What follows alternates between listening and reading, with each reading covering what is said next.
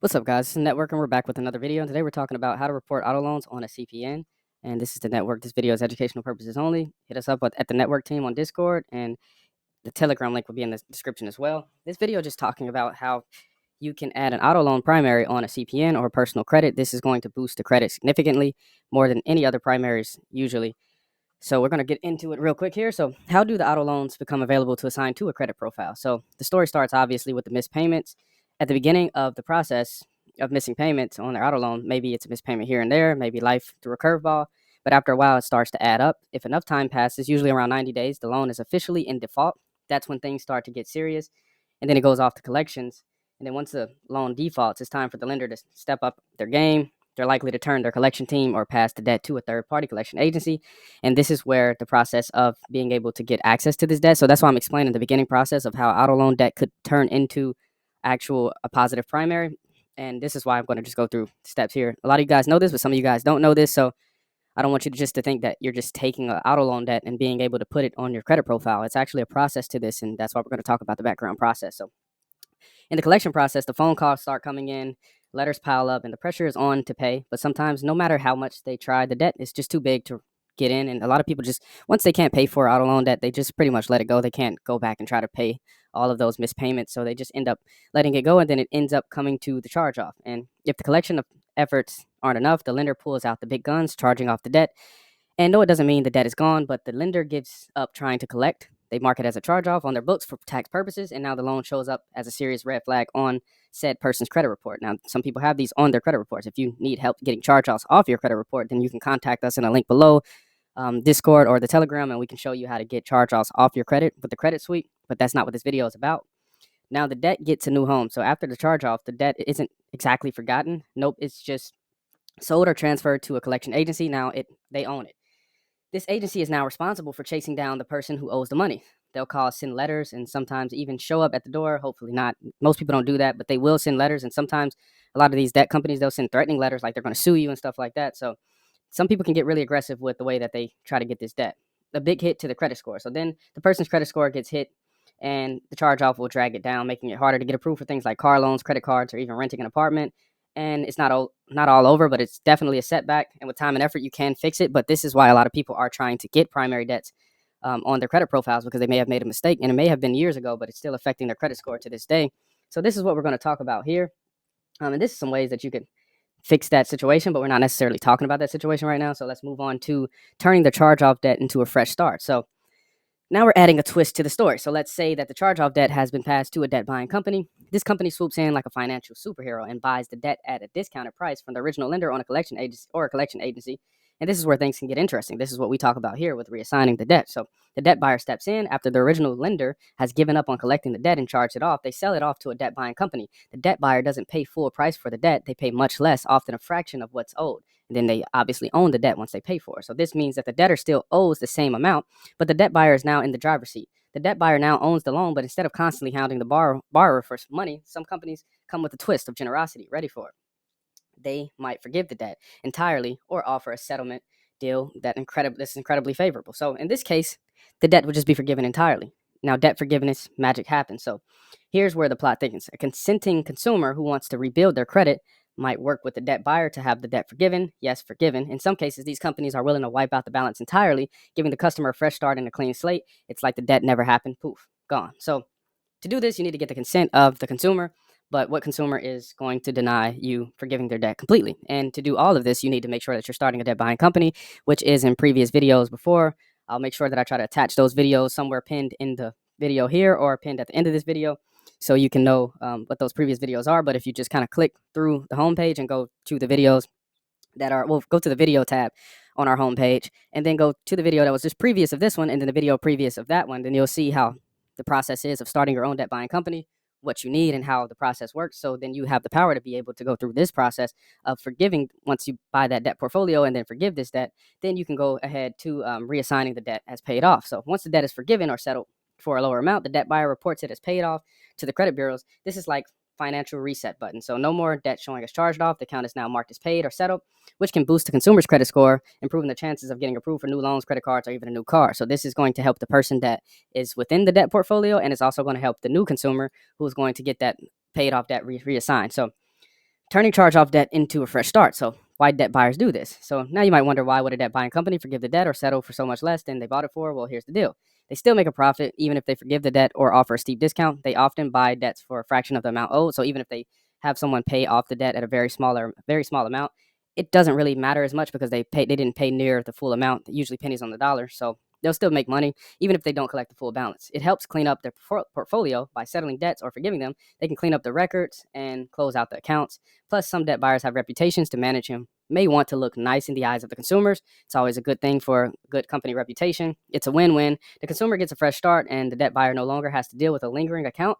Sometimes they even offer the consumer a settlement plan that's a lot more manageable than what the original lender would have done. So reassigning the debt is paid off. So once the debt is forgiven or settled for a lower amount, the debt buyer reports it as paid off to the credit bureaus. This is like financial reset button. No more debt showing as charged off. The account is now marked as paid, which can boost the consumer's credit score and improve their chances of getting approved for new loans, credit cards, and even a new car. In some cases, the debt buying company can reassign the debt and, with the consumer's consent, report it as paid off on a new credit file. This means the consumer gets the benefit of having the negative mark removed, meaning a win-win and a chance at better financial opportunities for both parties.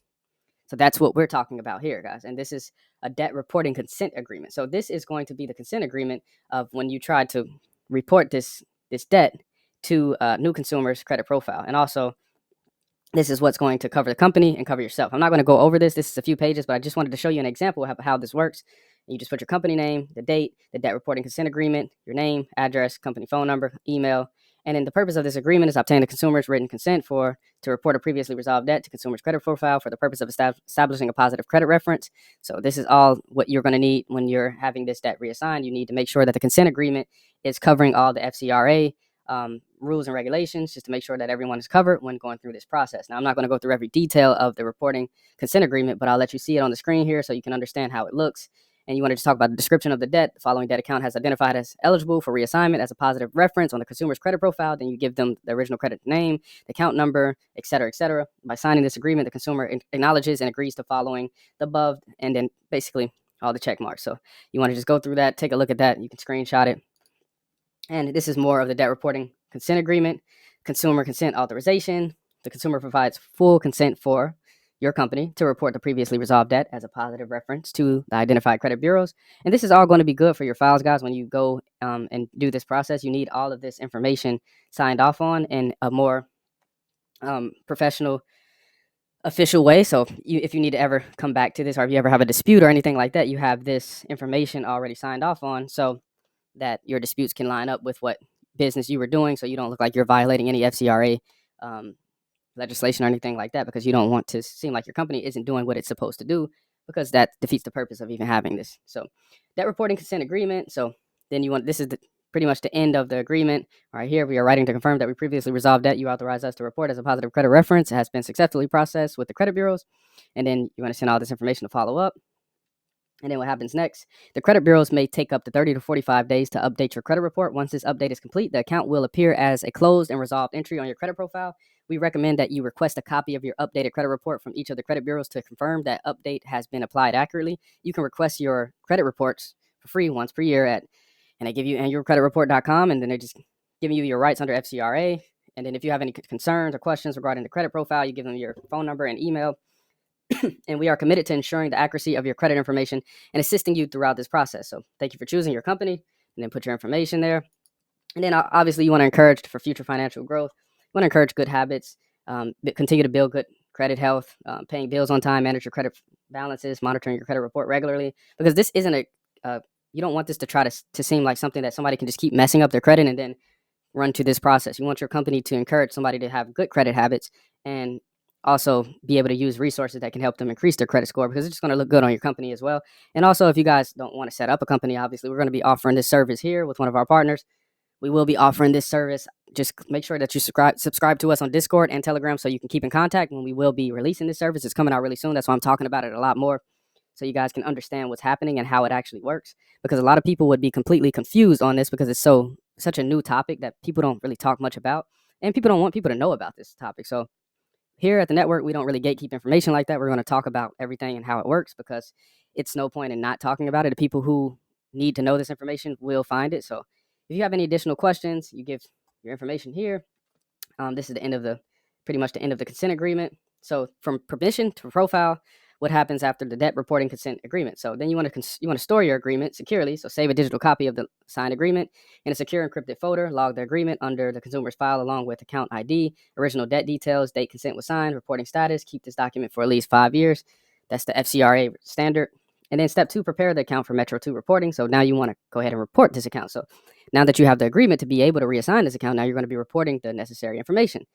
So now you're ready to format the trade line according to the Metro 2 standard. So key fields you'll include your account status, so paid, settled, or satisfied, balance, past due, payment history, blank or marked paid, depending on history, date closed, date of resolution or consent, narrative code, and you'll learn about these once you get the Metro 2 manual. The Metro 2 manual will teach you how to operate within the Metro 2 format, your compliance codes, and then step 3, you want to generate and validate your Metro 2 file. So use your Metro 2 software to generate the file. Once again, we talked about the Metro 2 software that you can use in previous videos. Once again, like I said, if you just go to the home page and then go to the video tab, then you'll see the previous videos to this video, and you'll see that those videos are talking about how you can actually create this type of company, and that will talk about the Metro 2 details. So validate the file for accuracy and format compliance. Double check fields like SSN, date of birth, address, and trade line codes.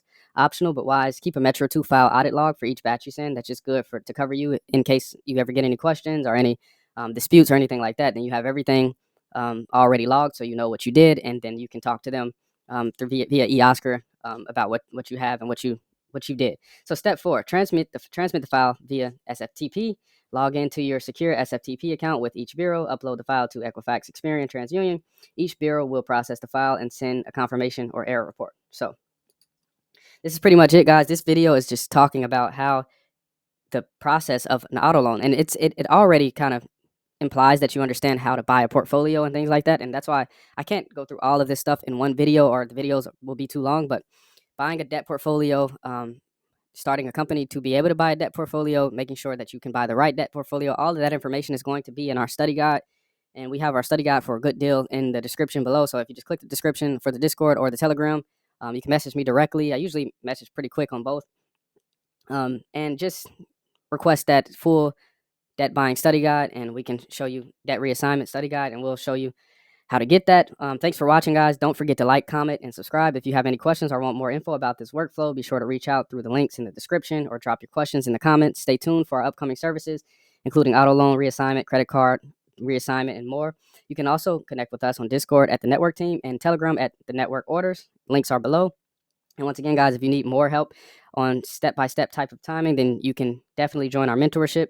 And if you are interested in the mentorship, you can click the link below and ask about the mentorship. And that will include all the information about that reassignment, all the information about CPNs, all the information about credit sweeps.